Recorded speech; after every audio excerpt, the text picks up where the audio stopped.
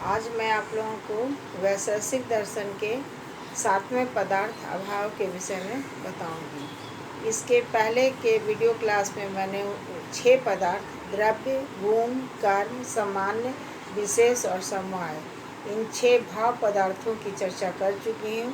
आज मैं 7वें पदार्थ अभाव के बारे में बता रही हूँ। अभाव को पहले के वैशेषिककारों ने अर्थात कनाद ने अपने वैशेषिक सूत्र में और प्रशस्तपाद ने भी इसे अभाव की चर्चा की है, लेकिन एक अलग पदार्थ के रूप में इसकी चर्चा नहीं की है। लेकिन बाद के वैशेषिककारों ने अभाव को एक पदार्थ के रूप में माना और कहा कि जिस प्रकार से भाव पदार्थ का ज्ञान हमें प्रत्यक्ष के द्वारा होता है, उसी तरह से अभाव का भी ज्ञान होता है। अभाव 2 प्रकार के होते हैं। जैसे इसके पहले मैं बता देना चाहती हूँ कि अभाव का अर्थ है कि वह पदार्थ जिसका ज्ञान मनुष्य के उसके अभाव से हो, उसे हम अभाव कहते हैं। जैसे चाय में चीनी नहीं है, भोजन में नमक नहीं है, और अभाव और भाव में अनुयोगी और प्रतियोगी का संबंध है। भाव को अभाव का अनुयोगी बोलते हैं और अभाव को प्रतियोगी बोलते हैं।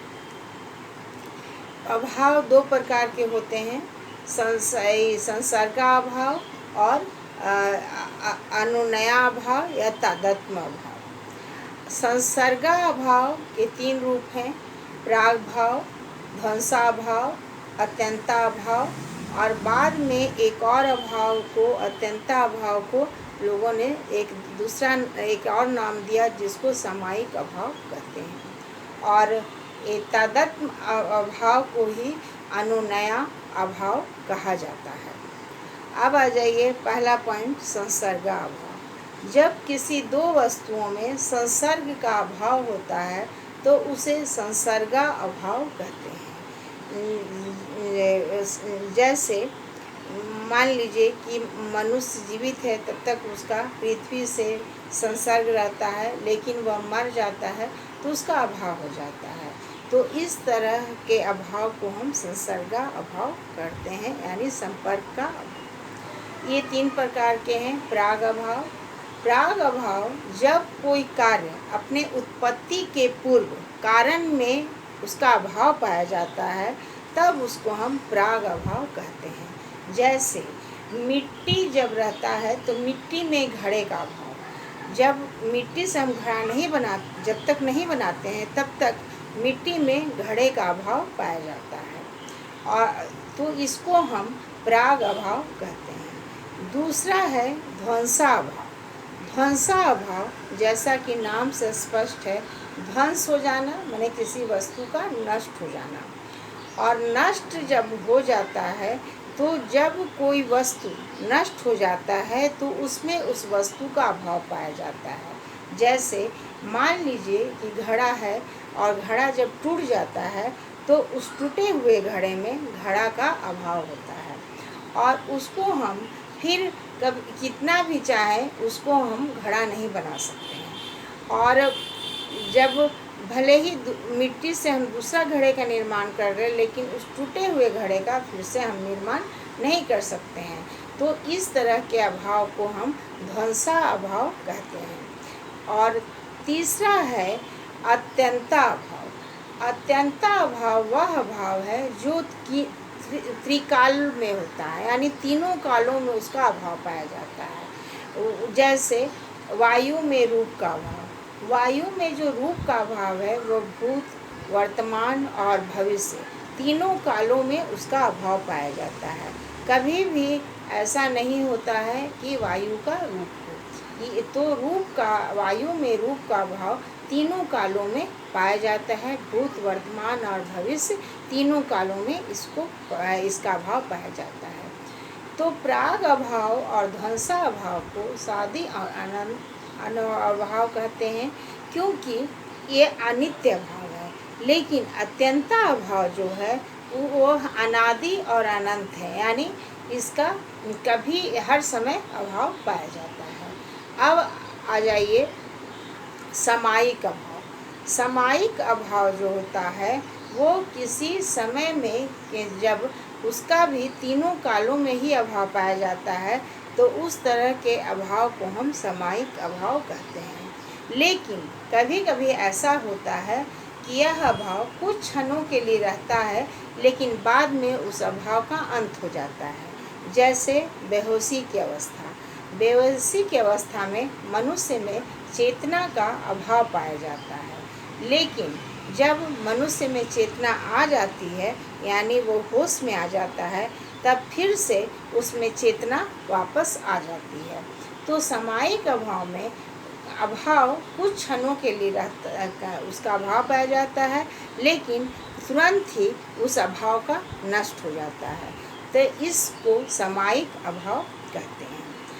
अब आ जाइए दूसरा, जिसको तादात्म्य अभाव कहते हैं, और तादात्म्य अभाव को ही अनुनया अभाव कहते हैं।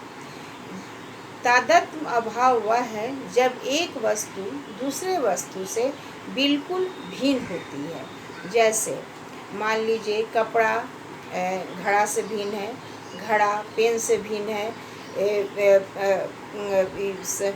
किताब कॉपी से भिन्न है, कॉपी किताब से भिन्न है। तो ये भी जो अभाव होता है वो तीनों कालों में होता है। भूत, वर्तमान और भविष्य तीनों कालों में इसका अभाव पाया जाता है, क्योंकि कभी भी कपड़ा घड़ा नहीं हो सकता है, घड़ा कपड़ा नहीं हो सकता है। और इसीलिए इसी अभाव को हम अनुनया अभाव कहते हैं। तो तादात्म्य अभाव भी इसी को कहते हैं। तादात्म्य का मतलब होता है कि दो वस्तुओं में एक सी आइडेंटिटी नहीं रहती है, एक वस्तु दूसरे वस्तु से बिल्कुल भिन्न रहती है, तो उसको हम अनुनया अभाव या तादात्म्य अभाव कहते हैं।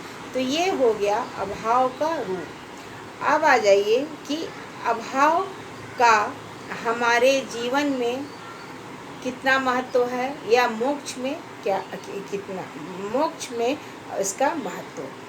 भारतीय दर्शन में प्रायः सभी दार्शनिक मोक्ष की सत्ता को मानते हैं, और मोक्ष का अर्थ होता है दुखों का आत्यंतिक अभाव। तो जब दुख यानी दुख का नहीं होना, तो ये जो है सो सभी भारतीय दर्शन करीब सभी भारतीय दर्शन इस बात को मानते हैं। तो अगर हम अभाव की सत्ता को नहीं माने तो मोक्ष की व्याख्या भी नहीं हो पाएगी। इसलिए अभाव जो है सो महत्वपूर्ण है। अब आ जाइए हमारे व्यवहारिक जीवन में। व्यवहारिक जीवन में भी इसका काफ़ी महत्व है, क्योंकि अगर हम अपने जीवन में खाना खाने जाते हैं तो हमें मालूम होता है कि इस भोजन में जहर नहीं है और हम भोजन को ग्रहण करते हैं। जैसे हम अपने रूम में जाते हैं तो हमको मालूम है कि यहाँ पे सांप की सत्ता नहीं है या सांप नहीं है, तो हम अपने रूम में आराम से रहते हैं। तो अगर अभाव का ज्ञान ना हो तो मनुष्य के व्यवहारिक जीवन में भी बहुत सारी कठिनाइयाँ आएंगी। अतः व्यवहारिक जीवन में भी इसका महत्व है, और इस प्रकार हम मानते हैं कि व्यवहारिक जीवन में भी और मोक्ष के लिए अभाव का महत्व है, और भारतीय दर्शन में इसका अभाव का है महत्व है। अभाव वैशेषिक दर्शन में अभाव को एक पदार्थ के रूप में माना गया है, और इसका ज्ञान विशेष भाव सन्निष्कर्ष के द्वारा होता है। जिस प्रकार हम प्रत्यक्ष का भाव पदार्थ का ज्ञान प्रत्यक्ष के द्वारा अपने इंद्रियों के सन्निष्कर्ष से पाते हैं, उसी प्रकार से अभाव का ज्ञान भी हम अपने विशेष भाव सन्निष्कर्ष के द्वारा पाते हैं।